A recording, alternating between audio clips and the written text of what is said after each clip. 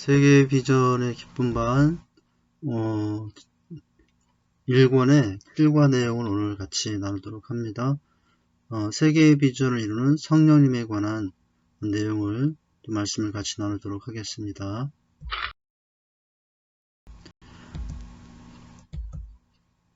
앞에 영상을 통해 본 것 같이 주님은 우리에게 성령을 받으라고 하십니다.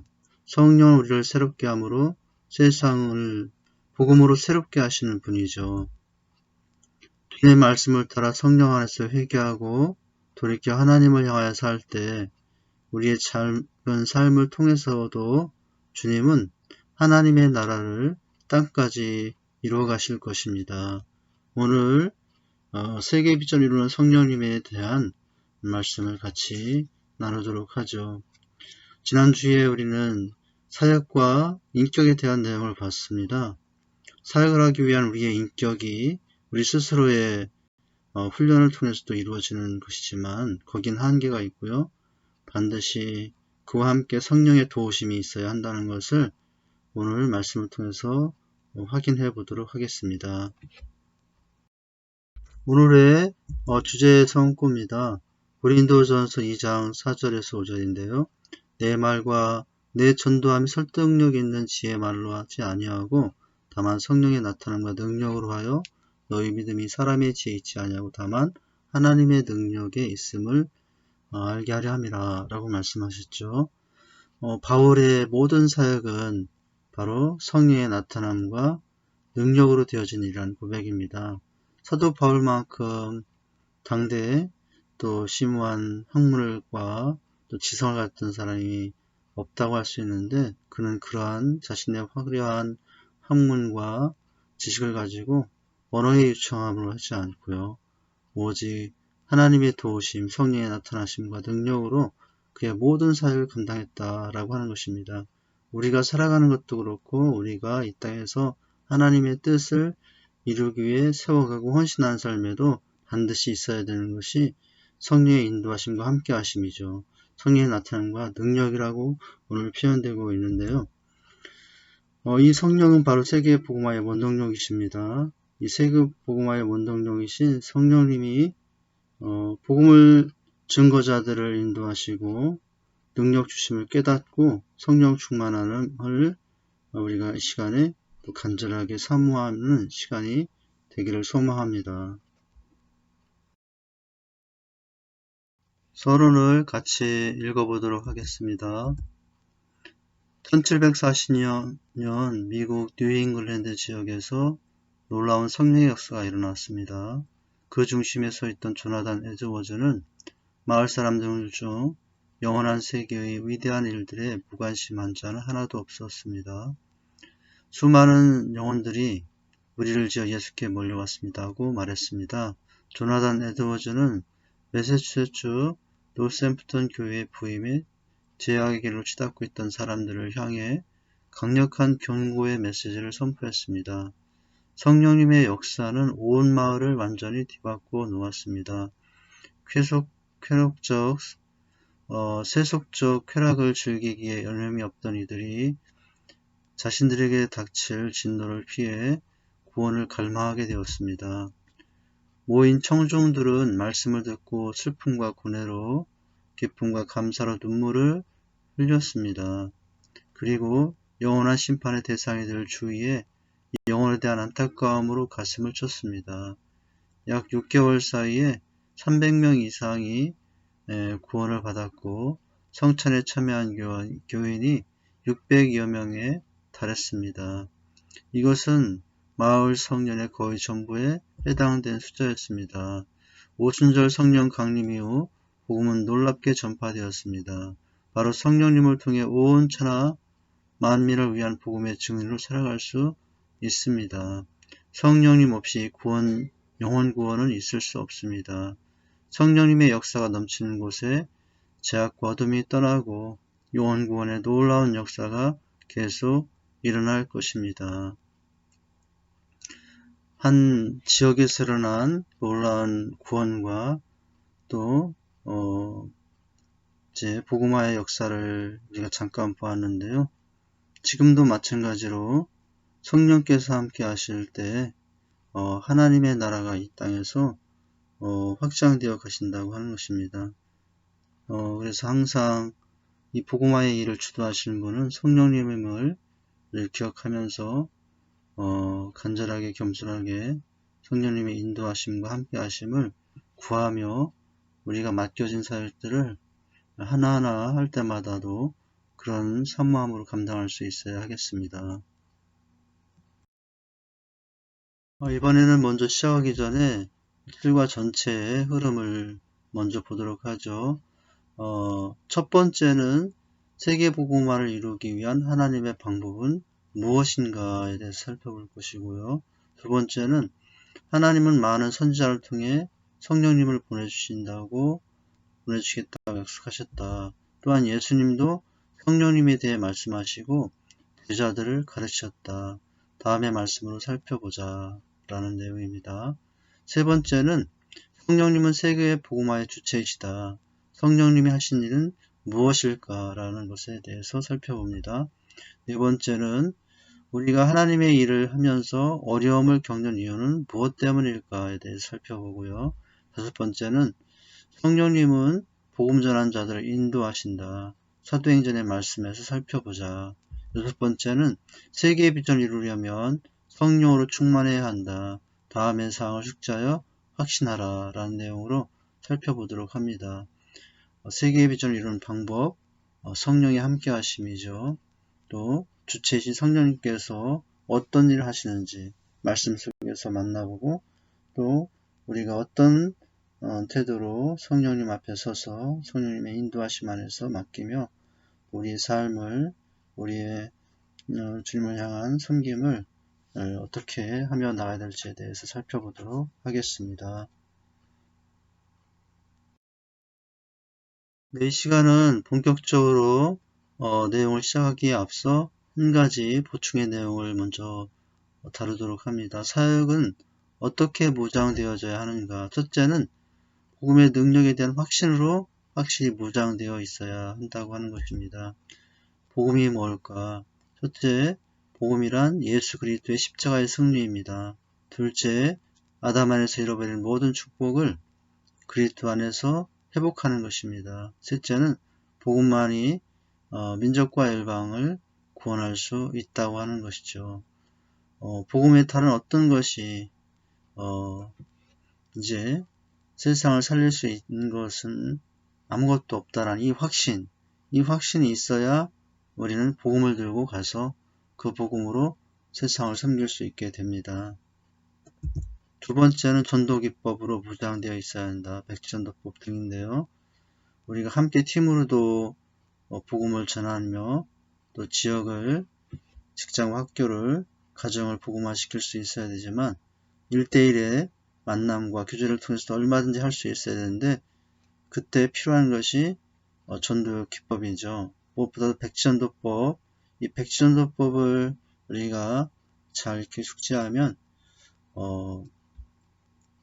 복음을 더 지혜롭게 이해하기 쉽게 상대방들이 접할 수 있도록 할 수 있는 좋은 내용이 됩니다. 어느 곳에서나 또 누구에게든지 전도할 수 있는 사람이 되어야 되는데 이 백전도법, 이 전도기법은 그것에 많은 유익이 있습니다. 세 번째, 무엇으로 무장되어 있어야 되는가? 복음 메시지죠. 행복모임 실행 1권의 메시지, 다 복음 메시지입니다. 복음의 메시지에 이제 능하게 무장되어 있어야 합니다. 생명의 말씀, 즉 복음이 잘 준비되어 있어야 하고요. 그래서 실행 1, 2권, 행복모임 실행 1, 2권은 항상 늘 가까이 가지고 다닐 때 많은 유익이 될 수 있죠. 또 상황에 따라서 누구에든지 주제에 맞는 내용으로 복음을 전할 수 있습니다. 네 번째는 치유의 능력, 성의 능력으로 무장되어 있어야 합니다. 어느 곳에서나 가르치고 전파하고 치유할 수 있도록 복음과 섬김으로 무장되어 있어야 합니다. 다섯 번째는 전도 제자 의식으로 무장되어 있어야 합니다. 제자는 전도하는 자라고 할 수가 있어요. 전도하는 제자라는 생각을 늘 가지고 삽니다. 제자라 하면서 전도하지 못한다면 제자가 아닌 것이죠. 주님은 제자를 부르실 때 왜 부르시는지 처음부터 말씀하셨습니다. 왜요? 사람은 나는 어부가 되게 하리라 라고 하시면서 부르셨던 것이죠. 곧 어디서나 전도하여 재생산할 수 있는 재생산 사역자로 세우기 위한 기대를 가지고 우리 각자를 부르셨던 것입니다. 제자는 배운 것을 자랑하는 자가 아니라 가치와 의식을 새롭게 하여 복음을 전함으로 영혼의 열매를 맺을 수 있어야 됩니다. 열매를 보면 나무를 알 수 있다고 하셨어요. 우리가 이 과정을 수료함으로 지식을 쌓는 것으로만 끝나면 고상한 영적 기형아가 된다는 말이에요. 고상하지만 불균형의 신앙인이 될 수 있다는 이야기죠. 그래서 오늘 특별히 우리가 늘 훈련하고 접하는 그 내용들을 내 생활 속에 적용하여 그것이 구체적으로 나타날 수 있어야 됩니다. 사역으로 이어질 수 있어야 됩니다. 사역은 어떻게 보장되어 있어야 됩니다. 첫째는 복음의 능력에 대한 확신으로, 둘째는 전도기법, 백지전도법으로, 세 번째는 행복모임 실행 1, 2원의 메시지, 복음 메시지, 치유의 능력으로 무장되어 있어야 되고 전도제자 의식으로 무장되어 있어야 사명을 감당할 수 있습니다. 내용입니다. 세계의 복음화를 이루기 위한 하나님의 방법은 무엇인가? 첫째는 복음의 절대 능력입니다. 누가복음 4장 18절 19절 말씀이에요. 주의 성령이 내게 임하셨으니 이는 가난한 자에게 복음을 전하게 하시려고 내게 기름을 부으시고 나를 보내사 포로된 자에게 자유를, 눈먼 자에게 다시 보게 함을 전파하며 눌린 자를 자유롭게 하고 주의 은혜를 전파하게 하려 하심이라 라고 하였더라. 세계 복음화를 이루기 위한 하나님의 방법. 첫 번째는 우리가 복음의 절대 능력을 믿어야 됩니다. 확신해야 됩니다. 복음의 능력을 믿어야 합니다. 복음의 능력은 자유와 해방이죠. 복음만이 영혼을 살릴 수 있다는 확신이 있을 때 세계 복음화를 감당할 수 있죠. 이제 말씀해 보면 가난한 자, 눈먼 자, 포로진 자, 눌린 자가 오직 복음 안에서만 자유롭게 됨을 말씀하고 있지 않습니까? 두 번째, 세계 복음화를 위한 하나님의 방법은 제3은 세계의 비전입니다. 이 복음의 절대 능력을 갖고 이 비전으로 세상으로 가는 거죠.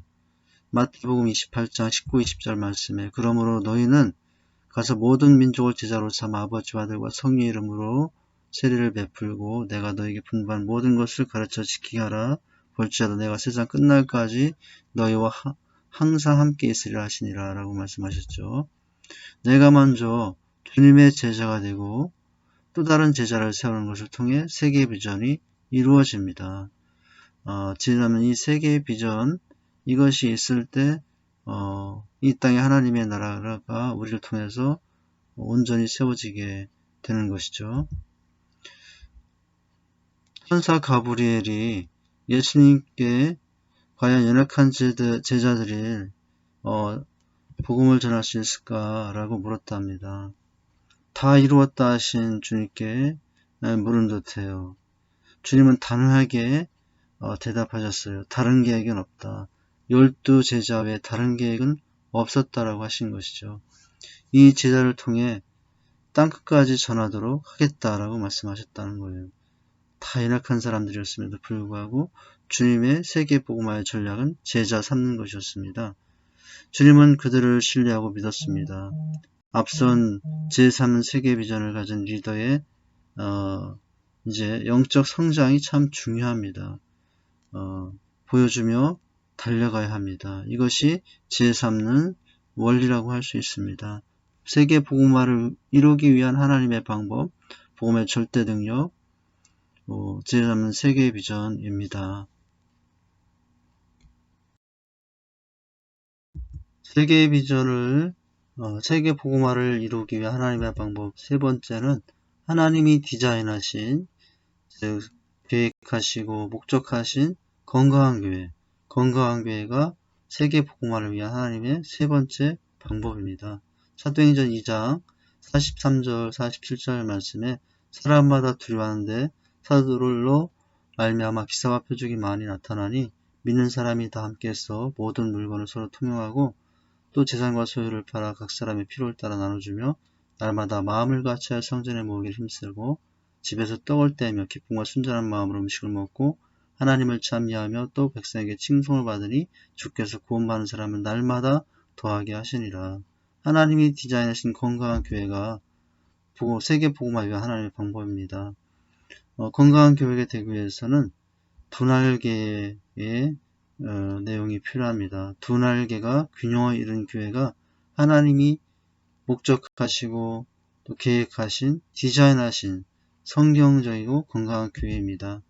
두 날개로 날아오르는 건강한 교회는 어떤 모습을 가지고 있을까요? 첫째로 하나님의 친밀하심과 내재성을 경험하는 전적인 셀그룹, 소그룹이 있는 교회예요. 각 가정에서, 지역에서. 둘째는 하나님의 위대하심과 전능하심과 초월성을 경험하는 대그룹이 있는 교회, 대그룹의 축제 예배가 있는 교회에 건강한 교회입니다. 또한 개인 성도에 비춰서 말한다면 두 날개로 날아오르는 건강한 성도, 개인 첫째는 말씀, 둘째는 성령으로 충만한 성숙한 비전이 확실한 제자라고 할 수 있습니다. 이와 같이 건강한 교회, 두 날개로 하는 건강한 교회, 대그룹과 소그룹의 두 날개 건강한 교회가 될 때 세계 복음화를 이룬 그러한 전초 기직의 교회가 될 수 있습니다. 네 번째, 세계 복음화를 이루기 위한 하나님의 방법 네 번째는 훈련된 일꾼입니다. 디모데후서 2장에 너는 진리의 말씀을 옳게 분별하여 부끄러울 것이 없는 일꾼으로 인정된 자로 자신을 하나님 앞에 드리기를 힘쓰라 라고 말씀하셨지 않습니까? 하나님은 사람을 통해서 일하십니다. 헌신된 사람, 훈련된 일꾼을 통해서 일하십니다. 준비된 자를 쓰십니다. 그래서 훈련받아야 됩니다. 달아서 없어지도록 내가 사용될 수 있다는 것이 축복인 줄 알고 또 훈련된 일꾼, 훈련된 제자로서 주 앞에 서서 주님의 뜻을 이루어가는 삶이 될 때 세계의 비전을 이루는 그런 사람이 될 수 있습니다. 마지막 다섯 번째 세계 복음화를 이루기 위한 하나님의 방법은 성령의 나타남과 능력으로 사역하는 것이죠. 고린도전서 2장 4, 5절 말씀에 내 말과 내 전도함이 설득력 있는 지혜 말로 하지 아니하고 다만 성령의 나타나심과 능력으로 하여 너희 믿음이 사람의 지혜에 있지 아니하고 다만 하나님의 능력에 있게 하려 하였노라 라고 말씀하셨죠. 이 말씀은 그 시대는 인간의 화려하고 유창한 수사학, 변증학, 철학이 주가 되던 시대입니다. 이런 시대 상황에 역행하는 말이라고 할 수 있어요. 설득력 있는 지혜의 말, 이것이 그 당시에 수사학을 또 웅변수를 익혔던 사람들이 가졌던 대단한 말솜씨였죠. 네, 그런 시대와는 상황이 역행되는 이 말씀, 지혜 말로가 아니라 뭡니까? 성령의 능력과 나타남으로 되신다라는 내용이에요. 이 원리는 시대와 상황을 넘어서 언제나 동일하게 적용되는 가장 중요한 원리라고 할 수 있습니다. 나의 사역, 나의 섬김이 그래서 어떤 화려한 말로 되는 것이 아니라는 사실을 깨닫고 성령 안에서 성령의 인도하심 안에 맡기며 할 수 있도록 언제나 겸손할 수 있어야 되죠. 세계 복음화를 이루기 위한 하나님의 방법 5가지였습니다. 복음의 절대 능력, 지혜를 잡는 세계 비전, 하나님이 디자인하신 건강한 교회, 또 훈련된 일꾼, 또 성령의 나타남과 능력입니다. 두 번째 내용입니다. 하나님은 많은 선지자를 통해 성령님을 보내주시겠다고 약속하셨다. 또한 예수님도 성령님에 대해 말씀하시고 제자들에게 가르치셨다. 다음의 말씀으로 살펴보자. 신약과 구약을 통해서 한번 살펴보도록 합니다. 먼저 구약의 예언을 살펴보도록 하죠. 이사야 61장 내용입니다. 주 여호와의 영이 내게 내리셨으니 이는 여호와께서 내게 기름을 부으사 가난한 자에게 아름다운 소식을 전하게 하려 하심이라. 나를 보내사 마음이 상한 자를 고치시며 포로된 자에게 자유를, 갇힌 자에게 노임을 선포하며 여호와의 은혜의 해와 우리 하나님의 보복의 날을 선포하여 많은 슬픈 자를 위로하되. 성령님이 주님께 임하셔서 가난한 자에게 아름다운 소식을 전하게 하시며 마음을 상한 자를 고치시고 포로된 자에게 자유를, 갇힌 자에게 해방을 선포하게 하도록 하실 것을 말씀하신 거죠. 에스겔 36장의 말씀을 보시면 또 새 영을 너희 속에 두고 새 마음을 너희에게 주되 너희 육신의 굳은 마음을 제거하고 부드러운 마음을 줄 것이며 또 내 영을 너희 속에 두어 너희로 내 율례를 행하게 하리니 너희가 내 규례를 지켜 행할지라 라고 말씀하셨죠.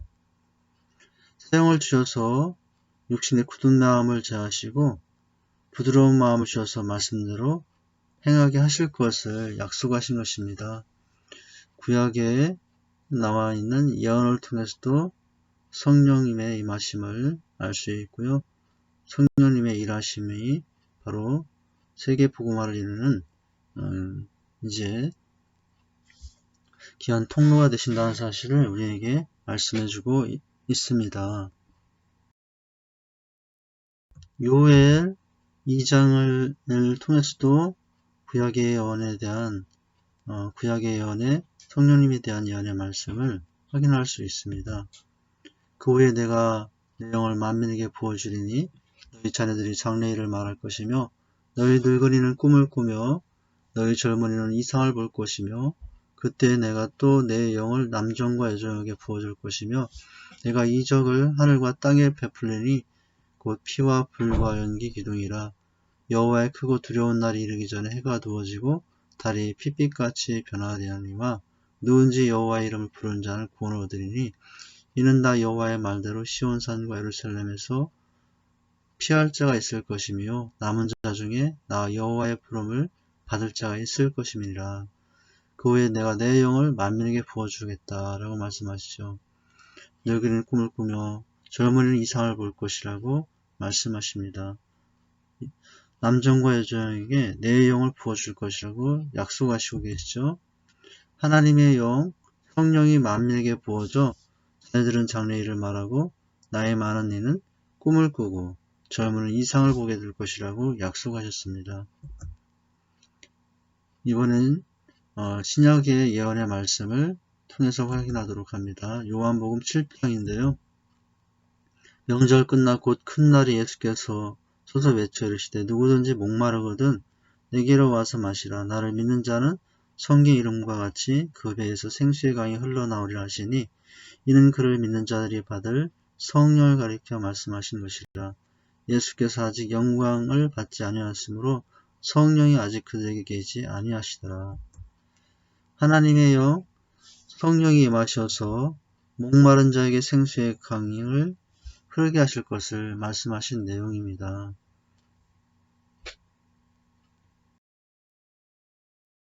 요한복음 15장 말씀입니다. 내가 아버지께로부터 너에게 보낼 보혜사 곧 아버지께로부터 나오시는 진리의 성령이 오실 때에 그건 나를 증거하실 것이요 너희도 처음부터 나와 함께 있었으므로 증언하느니라 라고 말씀하시죠.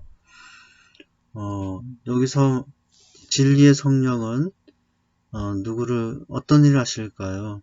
진리의 성령이 하시는 일은 예수 그리스도를 증언하십니다. 증언하시는 일이죠.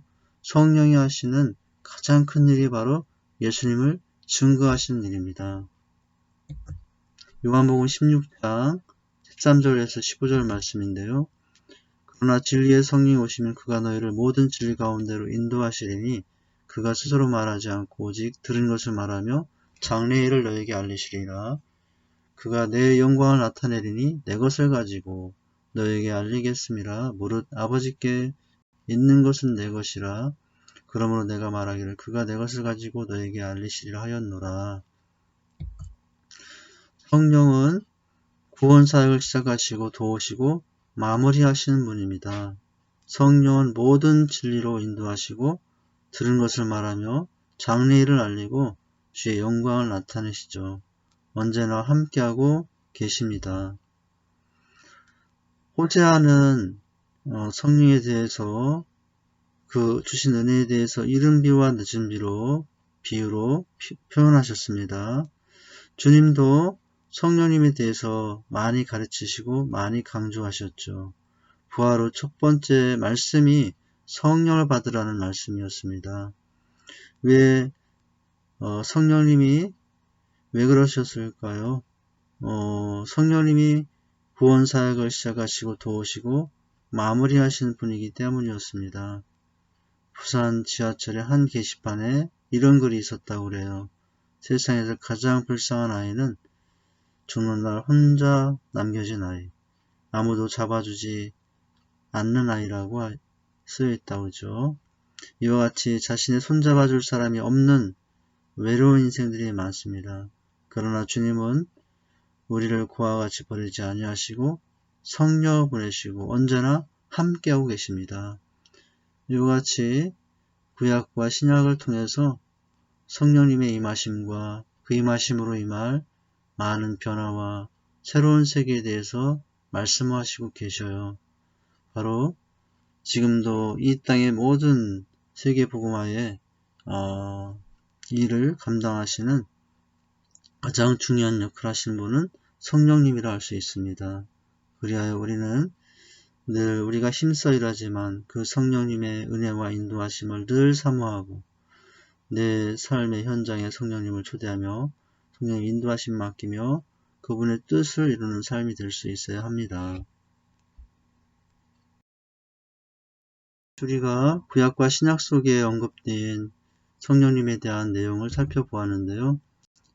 자, 이번에는 세 번째 살펴보도록 합니다.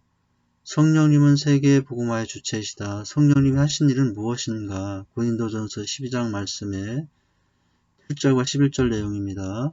각 사람에게 성령을 나타내심은 유익하게 하려 하심이라. 어떤 사람에게는 성령으로 말미암아 지혜의 말씀을, 어떤 사람에게는 같은 성령을 따라 지식의 말씀을, 다른 사람에게는 같은 성령으로 믿음을, 어떤 사람에게는 한 성령으로 병 고치는 은사를, 어떤 사람에게는 능력 행함을, 어떤 사람에게는 예언함을, 어떤 사람에게는 영전 불변함을, 다른 사람에게는 각종 방언 말함을, 어떤 사람에게는 방언을 통역함을 주시나니 이 모든 일은 같은 한 성령이 행하사 그의 뜻대로 각 사람에 나누신 것이라 라고 말씀이 나왔죠. 성령님이 하시는 일은 무엇일까요?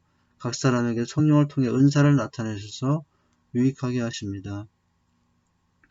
성령의 은사를 주신 첫 번째는 각 사람을 유익하게 하신 것인데요. 은사를 각 사람에게 나누어 주시는 분 성령이십니다. 은사가 필요할 때마다 또 지혜가 필요할 때마다 구하면 주시는 분이죠. 고린도전서 2장 4절 5절 말씀인데요. 내 말과 내 전도함이 설득력 있는 지혜 말로 하지 아니하고 다만 성령의 나타나심과 능력으로 하여 너희 믿음이 사람의 지혜에 있지 아니하고 다만 하나님의 능력에 있게 하려 하였노라 라고 말씀하셨죠. 성령이 하시는 일은 무엇일까요?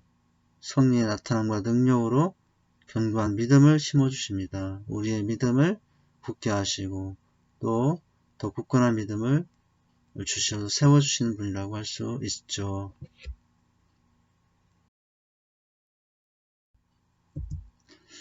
성령님은 세계 복음화의 주체이신데 하시는 일이 뭘까요? 사도행전 8장 4절 8절에서 살펴봅니다. 그 흩어진 사람들이 두루다니며 복음의 말씀을 전할세 빌립이 사마리아 성에 내려가 그리스도를 백성에게 전파하니 무리가 빌립의 말도 듣고 행하는 표적도 보고 한마음으로 그가 하는 말을 따르더라. 많은 사람에게 붙었던 귀신들이 크게 소리 지르며 나가고 많은 중풍병자와 못 걷는 사람이 나오니 그 성에 큰 기쁨이 있더라. 치유의 역사를 통해 큰 기쁨을 주시는 분이죠. 귀인들이 큰 소리 지르며 나갔다고 하죠. 많은 병자와 못 걷는 사람이 나았다라고 합니다. 치유를 말하죠. 이 치유의 역사를 통해서 8절에 보면 성에 큰 기쁨이 있더라라고 말씀하시죠. 사도행전 13장 1절에 3절 내용입니다. 안디옥 교회 선자들과 교사들이 있으니 곧 바나바와 니게를 하는 시몬과 구레네 사람 루기오와 분봉한 헤롯의 젖동생 마나연과 및 사울이라. 주를 섬겨 금식할 때에 성령이 이르시되 내가 불러시키는 이를 위하여 바나바와 사울을 따로 세우라 하시니 이에 금식하며 기도하고 두 사람에게 안수하여 보내니라. 성령님 하시는 일은 무엇입니까? 일꾼을 세우신다라고 하는 거예요. 오늘 말씀에 2절에 보면 바나바와 사울을 따로 세울 때 누가 세우라고 하셨다고 하셨습니까? 성령이 이르시되 라고 하셨죠. 일꾼을 세워주신 분입니다. 안디옥 교회 이방 선교의 전초기지인 이 안디옥 교회에서 성령께서 일꾼을 세우시고 파송하신 모습을 우린 보고 있죠. 사도행전 18장 1절에서 3절 내용입니다. 그 후에 바울이 에단을 떠나 고린도에 이르러 아굴라라는 본도에서 난 유대인 한 사람을 만나니 글라우디오가 모든 유대인을 명하여 로마에서 떠나라 한 고로 그가 그 안에 브루스길라와 함께 이디알레로부터 새로 온지라. 바울이 그들에게 가매 생업이 같으므로 함께 살며 일을 하니 그 생업은 천막을 만드는 것이더라. 동역자와 일꾼을 붙여주신 분이라는 것을 알 수 있습니다. AD 50년 우상의 아단에서 소피스트와 논쟁을 하며 복음을 바울이 전합니다. 가장 복음사역이 안 되는 곳이었는데 혼자 간 것이었죠. 물론 자신감은 있었지만 실패합니다. 그리고 고린도에 왔는데 고린도는 더 열악한 곳이었어요. 약하고 두려움고 심히 떨고 우축되었다라고 고백하였죠. 떠날 때에는 그러나 그곳에 부흥이 임합니다. 든든한 교회가 됩니다. 어떤 일이 있었던 것일까요? 바로 성령이십니다. 성령께서 사람을 붙여주셨습니다. 브루스길라와 아굴라를 붙여주셨죠. 바울을 홀로 두지 않고 사람을 일꾼을 붙여주셔서 힘을 보태시고 위로하시며 격려하심으로 큰 은혜를 나타나게 하신 것이죠. 성령님이 하신 일은 동역자와 일꾼을 붙여주신 일입니다. 사도행전 1장 8장에 보면 오직 성령이 너희에게 임하시면 너희가 권능을 받고 예루살렘과 온 유대와 사마리아와 땅까지로 내 증인이 되리라 라고 하시죠. 성령이 하신 일은 무엇입니까? 성령의 권능으로 땅까지 이르러 증인되게 하시는 일이죠. 이와 같이 세계의 복음화의 주체이신 성령님은 지금도 이와 같은 일을 우리에게 해주시고 계십니다. 은사를 나누어 주시고 계시고 믿음을 견고하게 해주시며 치유 역사를 통해서 큰 기쁨을 허락하시는 분이십니다. 일꾼을 세워주시고 특별히 동역자를 붙여주시며 또한 땅끝까지 이르러서 증인되게 하시는 일을 누가 하시고 계실까요? 성령님이 함께 하심으로 그 일들을 이루어 가시고 계십니다. 번째입니다. 우리가 하나님의 일을 하면서도 어려움을 겪는 이유는 무엇 때문일까요? 바로 우리가 앞에 3번에서 본 성령님에 대한 부족한 인식과 또 따름에 있다라고 할 수가 있겠죠. 히브리서 3장 7, 8절 말씀입니다. 그러므로 성령이 이르신 바와 같이 오늘 너희가 그의 음성을 듣거든 광야에서 시험하던 날에 거역하던 것 같이 너희 마음을 완고하게 하지 말라 라고 말씀하시죠. 어려움을 겪는 이유 무엇 때문일까요? 우선은 하나님의 계획을 깨닫지 못하기 때문입니다. 우리 각자를 향한 하나님의 계획은 참 놀랍고 감사하죠. 두 번째는 나의 지식과 경험을 의지하고 하나님께 모든 것을 맡기지 않기 때문입니다. 세 번째는 그런 가운데 성령님을 올바로 알지 못하고 살기 때문이죠. 그래서 무지와 오해를 없애야 됩니다. 성령님에 대한 무지, 또한 성령님에 대한 오해, 이런 것들이 우리의 신앙을 불균형하게 만들고 있습니다. 성령님을 알아야 또 성령님께 순종할 수 있고, 그 순종을 통해서 우리는 하나님의 뜻과 계획에 쓰임받는 아름다운 사람이 될 수 있습니다. 네 번째는 성령님께 순종하는 것이 하나님의 영광을 나타내는 올바른 길이라고 하는 것이죠. 전적으로 그러므로 우리는 하나님의 일을 하면서 성령님을 의지해야 합니다. 어려움을 겪는 이유는 바로 성령님에 대한 부족한 인식과 또 의지하지 못하는 모습 때문인 것이거든요.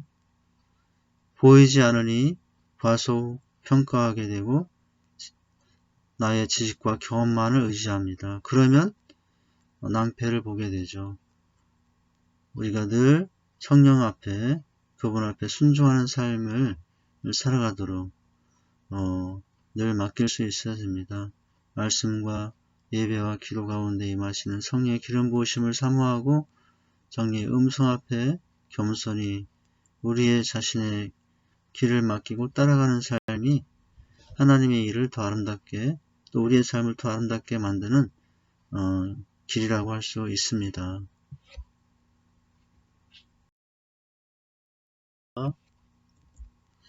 성령님은 복음을 전한 자들을 인도하신다. 사도행전의 말씀을 통해서 살펴보죠. 사도행전 8장 26절에서 31절 말씀인데요.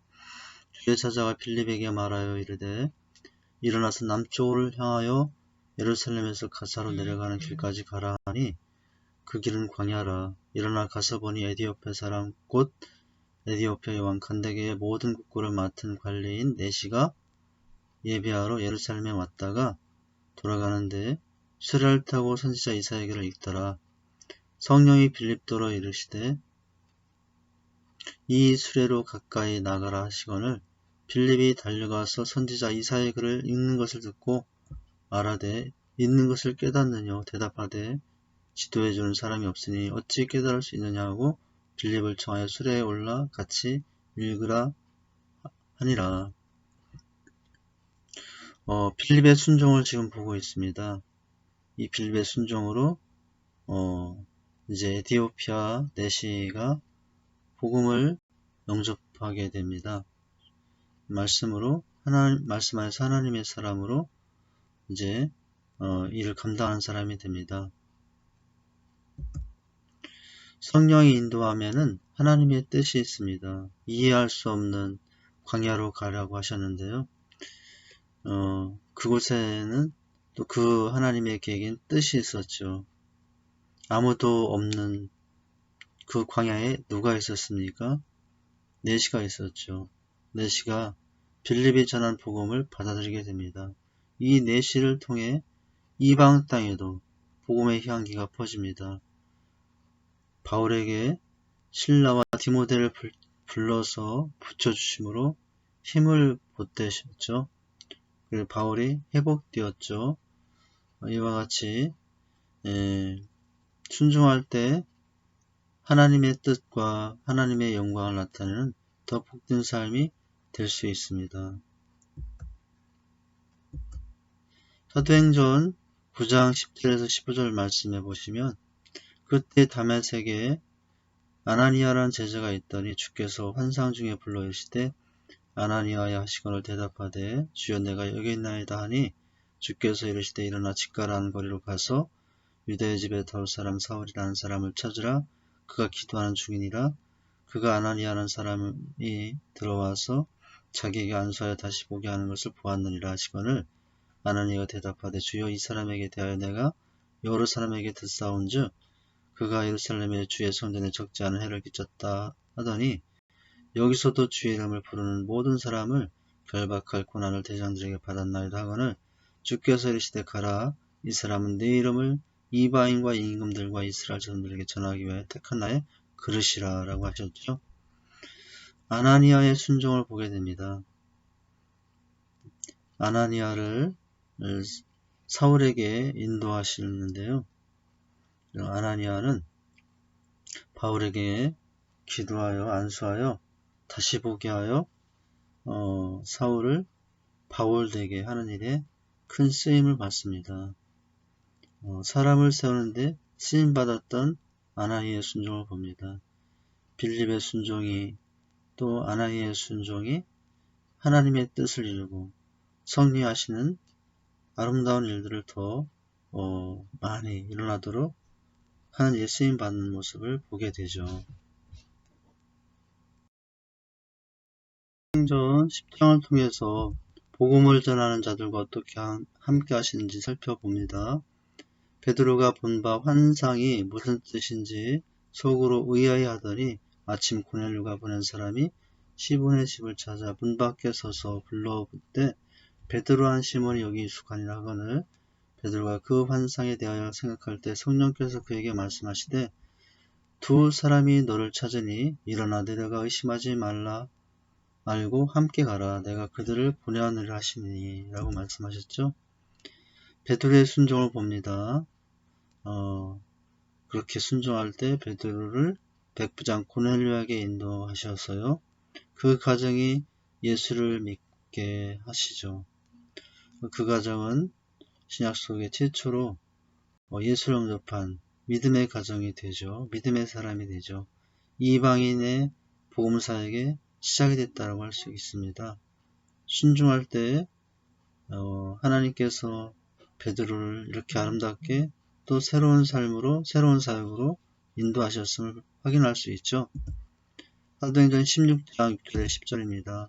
성령이 아시아에서 말씀을 전하지 못하게 하시거늘 그들이 부르기아와 광야로 갈라디아 땅으로 다녀가 모시아 앞에 이르러 비두니아로 가고자 했을 때 예수의 영이 허락하지 아니하신지라 모시아를 지나 드로아에 내려갔는데 밤에 환상이 바울에게 보이니 마게도네 사람 하나가 서서 그에게 청하여 이르되 마게도를 건너와서 우리를 도우라 하시거늘 바울이 그 환상을 보았을 때 우리가 곧 마게도냐로 떠나기를 힘쓰니 이는 하나님이 저 사람들에게 복음을 전하라고 우리를 부르신 줄 인정함이로라.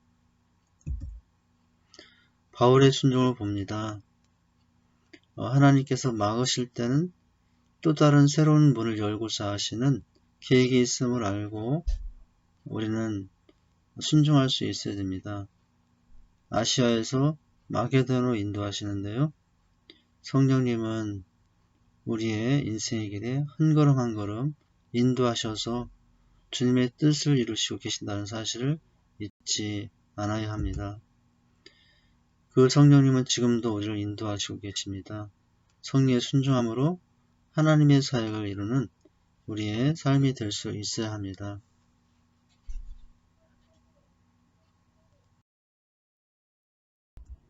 세계의 비전을 이루려면 성령으로 충만해야 한다. 다음 사항을 숙지하여 확신하라. 성령 충만을 하려면 어떤 삶이 있어야 할까요? 첫째는 규칙적인 말씀 생활을 해야 합니다. 말씀은 우리 영혼의 영원한 양식이죠. 생명의 양식입니다. 우리는 날마다 영의 양식을 먹어야 합니다. 육신의 양식을 때마다 먹듯이 우리 영혼에게는 말씀이라는 영혼의 양식이 늘 필요합니다. 그 말씀 안에서 우리는 성령님의 뜻과 마음을 이해할 수 있고 또 순종할 수 있게 됩니다. 두 번째는 성령 충만한 삶이 되기 위해서는 신실한 기도 생활을 해야 합니다. 기도는 영혼의 호흡이죠. 기도가 없으면 내 영혼은 죽었다라고 할 수 있습니다. 내 마음을 늘 진실하게 하나님 앞에 쏟아놓는 기도가 있을 때 성령의 채우심과 인도하심 안에서 우린 주님의 뜻과 비전을 이루는 더욱더 아름다운 삶이 될 수 있습니다. 세 번째, 세계의 비전을 이루려면 성령 충만해야 하는데요. 그러기 위해서는 사역의 동기를 확실히 하는 것이 중요합니다. 우리가 왜 사역하고 왜 교회를 섬기고 있나요? 그 동기는 오직 하나님의 사랑입니다. 어디에서도 받을 수 없었던 크신 위로와 격려, 그 사랑을 힘입어 우린 교회를 섬기고 영혼을 섬기고 세상으로 나가 세상을 섬기는 사람들이 되는 것이죠. 그래서 우리는 오직 하나님의 사랑을 힘입어 하나님의 영광을 위하여 삶의 현장으로 달려가는 사람들이 되어야 합니다. 네 번째, 성령 충만하기 위해서는 복음의 절대 능력을 확실히 하는 것입니다. 복음은 인생의 모든 문제를 해결하신 십자가의 승리입니다.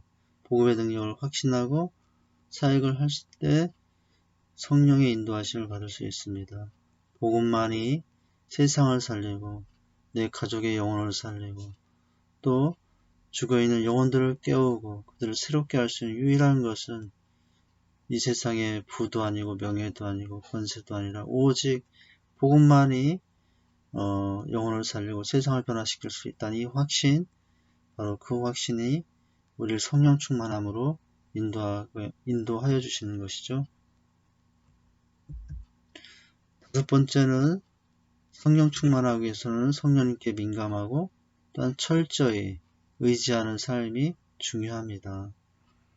우리가 내 지식을 의지하고 내 경험을 의지하고 세상 풍조를 의지하기 쉬운데 언제나 먼저는 철저하게 성령님께 의지하는 그런 겸손이 있을 때 우리는 그 삶을 통해서 하나님 뜻과 비전을 세계의 비전을 이루는 제자가 될 수 있습니다. 성령님을 의지함으로 성령님의 나타남과 능력으로 섬기고 사랑할 수 있어야 됩니다.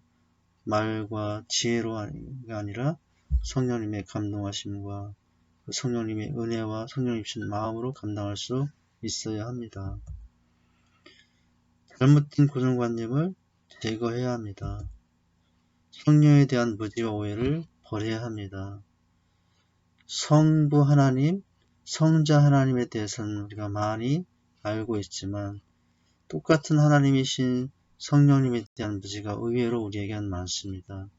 또 오해도 많습니다. 교회 안에 있는 성의 그까지 각양 은사와 또 나타남에 대한 지나친 잘못된 견해로 인하여 모든 것들을 신비주의적인 잘못된 생각으로 치우쳐 그렇게 오해하는 일도 없어야 되겠습니다. 균형 잡힌 시각으로 성령님의 사역과 성령의 인도하심과 임재하심을 사모하며 나아갈 수 있어야 됩니다. 언제나 성령님을 환영하고 언제나 성령님을 인정하고 언제나 성령님을 사랑하고 살 때 우리는 주님의 뜻을 이루는 세계의 비전을 이루는 주님의 제자가 될 수 있습니다. 성령 충만함을 위해서 우리가 어떤 모습이 있어야 된다고 하는 것입니까? 규칙적인 말씀 생활, 신실한 기도 생활, 사랑으로 하는 우리의 사역의 동기, 복음의 절대 능력에 대한 확신, 성령님께 민감하여 철저히 의지하는 생활, 성령님에 대한 잘못된 고정관념, 이런 것들을 우리 신앙에 있는 잘못된 편견들을 내려놓고 살아가는 것, 의지하고 살아가는 것. 이럴 때 우리는 세계의 비전을 이루는 주님의 제자가 될 수 있습니다.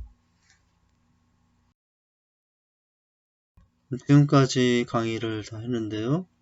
적용과 나눔의 시간인데요. 이 시간도 상당히 중요합니다. 이번 과의 가르침에서 새롭게 깨달은 것과 적용하여 실천하는 것을 기록한 후 나누어 보자. 우리가 세계의 복음화를 이루기 위한 하나님의 방법은 무엇이었는가를 살펴보았죠. 복음의 절대 능력이다. 제한없는 세계 비전이다. 하나님이 디자인하신 건강한 교회다. 훈련된 일꾼이다. 또 성령님의 나타나심과 능력으로 하는 사역이다 라는 것을 살펴보았어요.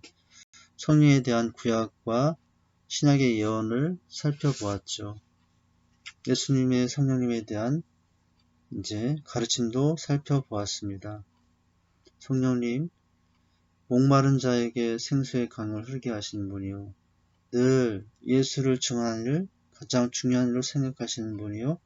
우리를 진리로 인도하시고 또 구원의 영광을 나타내시는 분이요. 만민에게 부어져서 이제 젊은이들과 나이 많은 이들 모두에게 하나님의 꿈과 비전을 갖게 하시는 분이요. 우리의 굳은 마음을 지하여 말씀대로 살아갈 수 있도록 인도하시는 분이고 우리를 자유와 해방 가운데 인도하시는 분이라 했습니다. 이 성령님이 얼마나 우리에게 필요한가를 확인할 수 있죠. 바로 이 성령님이 세계 복음화의 주체가 되시며 각 사람에게 은사를 주셔서 그 복음의 삶을 감당하게 하시고 또 우리의 많은 은혜와 권능을 허락하셔서 주님의 은혜를 나타나게 하심으로 기쁨을 주게 합니다. 우리 가운데 일꾼을 붙여주시고 동역자들을 보내시며 또 우리를 어느 곳에서나 증인되게 하시는 분이죠. 그럼에도 불구하고 그 성령님을 잊고 살 때 우리에겐 많은 어려움이 옵니다. 성령님을 바로 알지 못하기 때문에 일어나는 어려움들인데 그렇다면 우리가 성령께 순종하여 하나님의 영광을 나타내는 일에 따라갈 때 그 모든 어려움을 극복하고 주님의 뜻을 나타낼 수 있게 되는 것이죠. 이제 성경 속에 성령께 순종했던 많은 사람들, 빌베의 순종, 아나니아의 순종, 베드로의 순종, 또 우리가 살펴보았습니다. 바울의 순종을 살펴보았고요.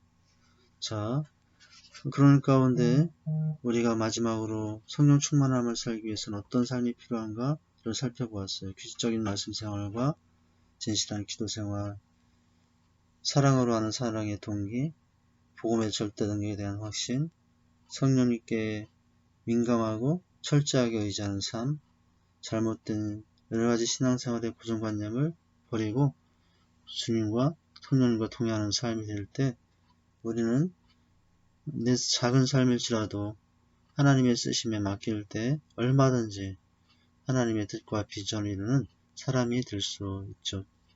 제자가 될 수 있죠. 자, 이제 기도하는 내용은 무엇입니까? 세계의 비전을 이루는 성령님으로 충만하도록 이 한 주간 또 간절히 부르짖고 기도하시면 됩니다. 는 끝났지만 한 주간 또 매일매일의 생활 속에서 하나님 앞에서의 수레벽의 삶이 중요합니다. 매일매일 삶 속에서 큐티와 또 암송과 전도, 섬김의 행복 모임과 또 성경 읽기, 기도, 독서 등 이런 모든 모습을 통해서 하나님과 한 주간도 매일매일 동행하시는 시간이 될 수 있기를 소망하고요. 무엇보다도 새로운 필독서 나가든지 보내든지라는 책을 통해서 우리를 부르신 궁극적인 목적이 바로 이 땅에 복음을 전하는 일에 있다는 사실을 기억하고 난 어떤 모습으로 헌신할까를 이 책을 통해서 다시 확인하는 시간이 되었으면 좋겠습니다. 우리가 지금 강의 일정을 점검해 본다면 5주째인데요. 백지전도, 또 세계의 비전은 성령님에 대한 내용을 보고 있습니다. 이 백지전도에 관한 내용은 제가 다시 개별적으로 안내해 드릴 것이고요. 백지전도를 통해서도 1대1로 복음을 전할 수 있는 그런 훈련을 다시 한번 할 수 있는 기회가 되었으면 합니다. 감사합니다. 수고하셨습니다. 지금까지 또 강의를 통해서 같이 은혜를 나눌 수 있어서 감사합니다. 두 날개로 날아오르는 건강한 교회를 세우는 세계 비전의 기쁨을 우리는 누리고자 합니다. 전 세계 곳곳에 재행한 사역자를 세워 건강한 세를 확장하며 모든 민족을 제자로 삼고자 하는 것입니다. 부르심에 순종하여 세계의 비전을 이루기 위해 초지일관 달려가는 제자는 세계의 비전의 기쁨이 충만하게 됩니다. 날마다 마음을 갖춰 성전에 모으기를 힘쓰고 집에서 떡을 떼며 기쁨과 순전한 마음으로 음식을 먹고 하나님을 찬미하며 또 온 백성에게 칭송을 받으니 주께서 구원받는 사람을 날마다 더하게 하시니라. 아멘. 기도합니다. 하나님 아버지, 오늘 말씀을 통해서 세계의 비전을 이루는 성령님의 모습을 살펴보았습니다.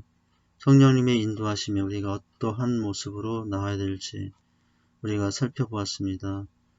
부족하고 작은 자일지라도 성령님께 맡기며 또 인도하심에 순종하여 나갈 때 하나님은 작은 우리의 삶을 통해서도 주님의 뜻을 이루시고 하나님의 나라를 확장해 간다는 사실을 기억하고 늘 성령님을 사모하며 생활하길 원합니다.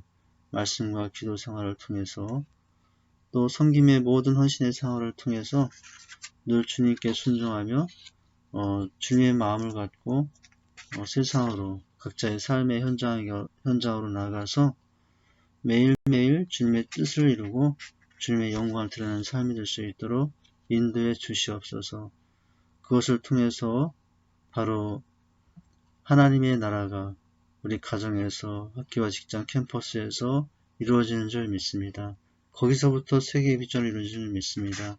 바로 나와 함께 하시는 성령님과 그 일을 감당하여 주님의 영광이 온 땅에 가득하는 일에 쓰임받는 우리 각자가 되도록 인도해 주시옵소서. 예수님 이름으로 기도합니다. 아멘. 수고하셨습니다. 다음 강의 시간에 또 뵙겠습니다.